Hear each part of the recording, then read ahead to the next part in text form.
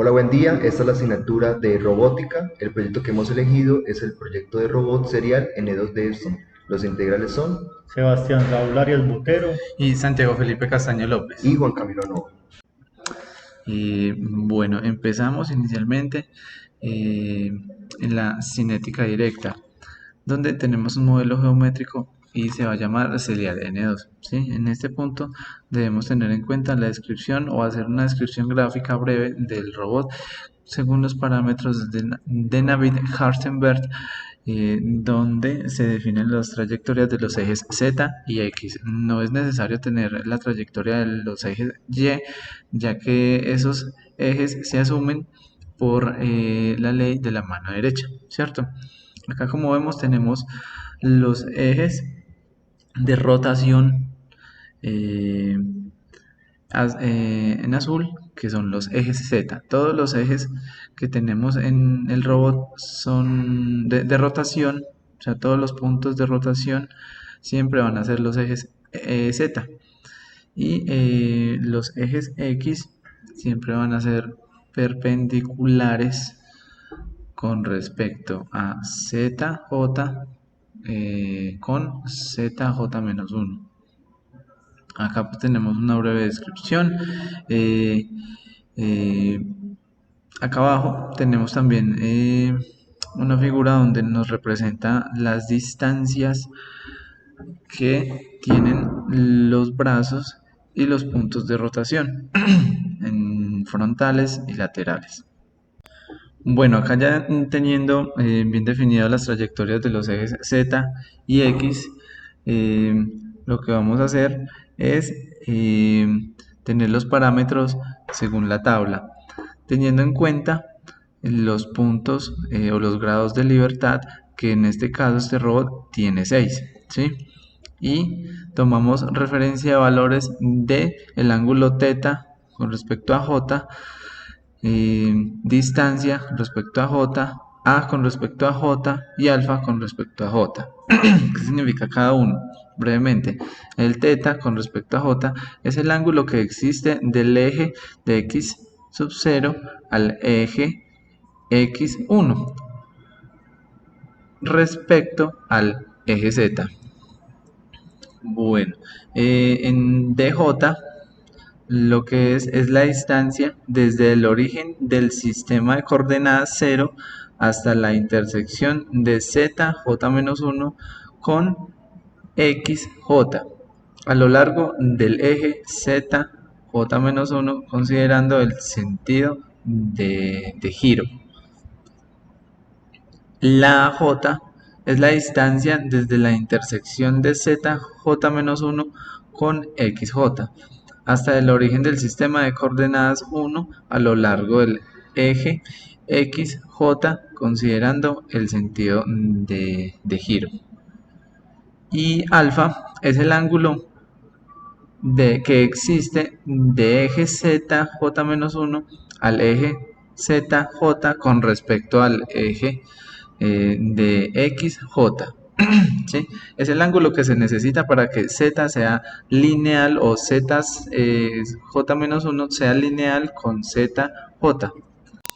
Bueno, teniendo en cuenta ya y definiendo bien la tabla del método de Navier y Hartenberg, lo que hacemos es un registro de los parámetros, ¿cierto? Y acá pues por la tabla nosotros sabemos que los valores de alfa se definen en radianes. El desarrollo del objeto del robot también se debe definir que todos los movimientos que tenemos son rotacionales y no tienen traslación, ¿sí? Tenemos un offset que es el θ, donde tenemos la linealidad de XJ menos 1 con respecto a XJ, ¿sí? Acá pues nos lanza la tabla, el sistema. Tenemos acá la cinética directa, que son los grados de movilidad de cada punto de rotación. Como vemos acá, tenemos ya el punto inicial del robot con los 6 grados de libertad. Bueno, acá podemos en esta tabla de cinemática directa, podemos hacer una simulación de cada eje de rotación del sistema del robot, ¿sí? Como vemos, acá tenemos todos los 6 grados de libertad que podemos moverlos a nuestro agrado, de un ángulo de menos 180 hasta un ángulo de 180.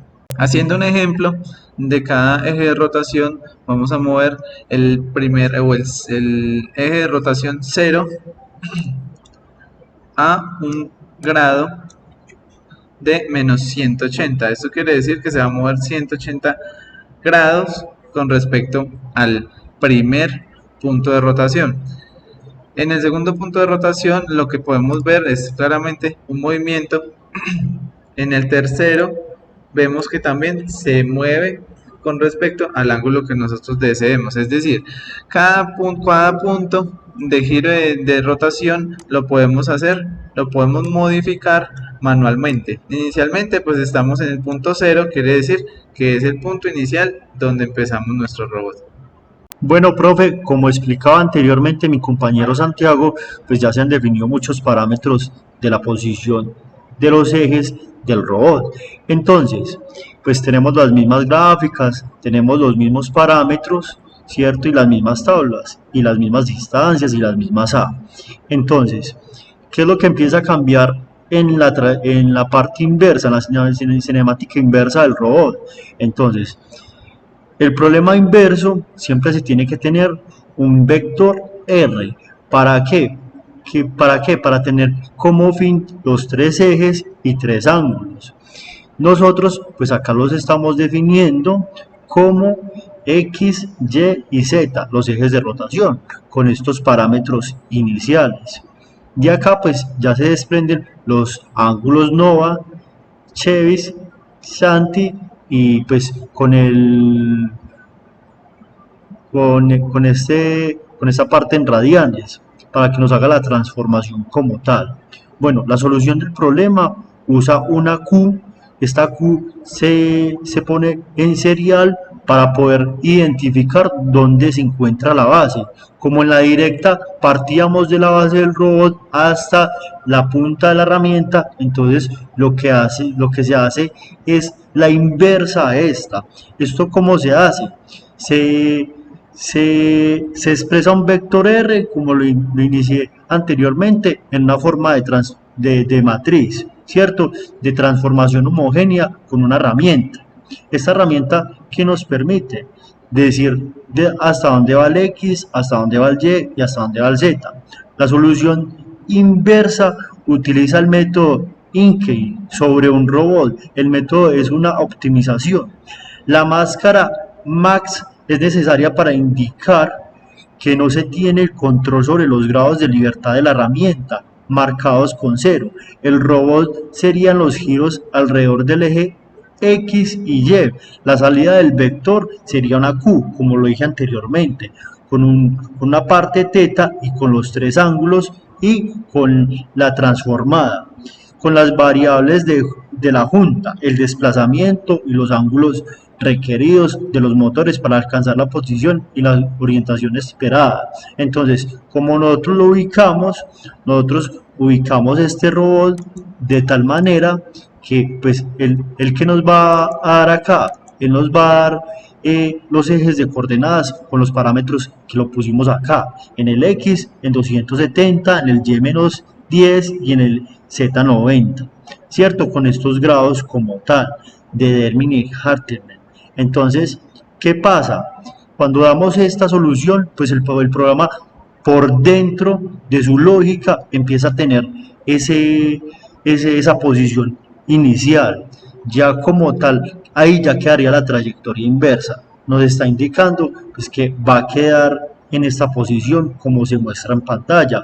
Pues acá pues lo único que nos da como último es la verificación por la cinemática directa, o sea, pues nos está verificando si realmente el robot está en esa posición, porque como tenemos los mismos parámetros iniciales que explicó anteriormente mi compañero, y pues esta tabla la estamos usando de igual manera, entonces ¿El qué hace? Verificar si está bien o si está mal. Si estuviera mal, pues el programa nos estaría arrojando algún error, el cual, pues en este caso, si le damos run, pues él no nos va a arrojar ningún error. ¿Por qué? Porque está correcta la posición y los valores que leímos a X, Y y Z en esta parte, pues corresponden a una posición que sí puede estar el robot y que sí va acorde a los parámetros que se explicaron inicialmente. A continuación, mi compañero Nova pues ya va a explicar el tema de trayectoria.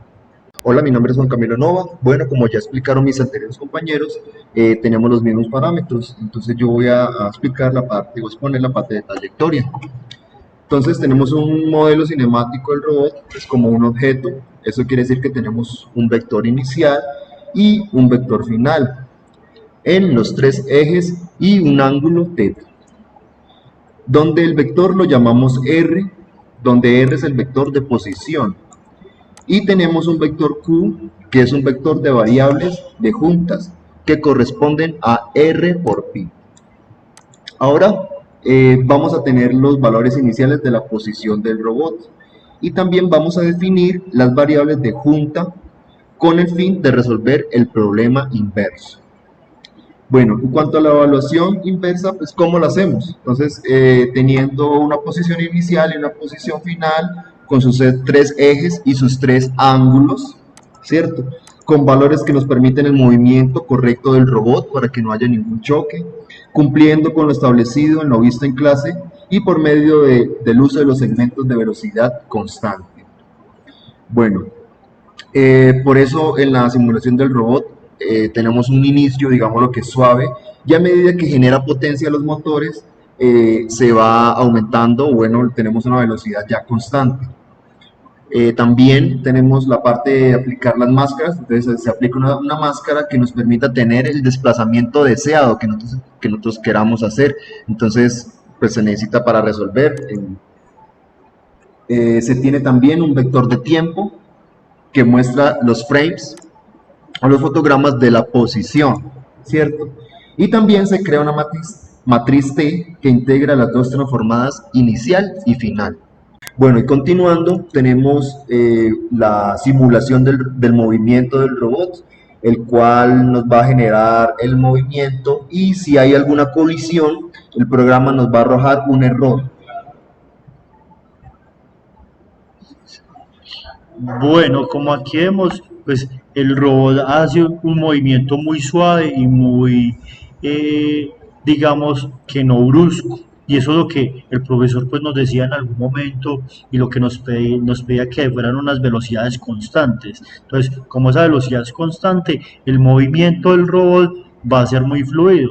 Si lo vemos, pues acá tenemos la trayectoria que nos está haciendo el robot y él está girando casi que en los tres ejes, porque arranca en una posición inicial como agachado, totalmente recogido, y él empieza a subir su trayectoria hasta llegar a extenderse para poder tener esa posición final que hablaba mi compañero anteriormente.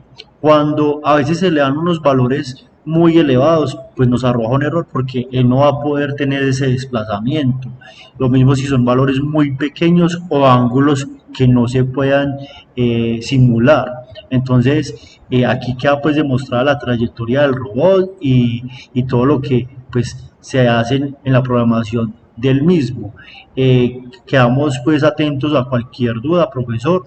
Nos despedimos yo, Sebastián Saúl Arias Botero, Juan Camilo Nova y Santiago Felipe Castaño. Que tenga una feliz tarde, profesor.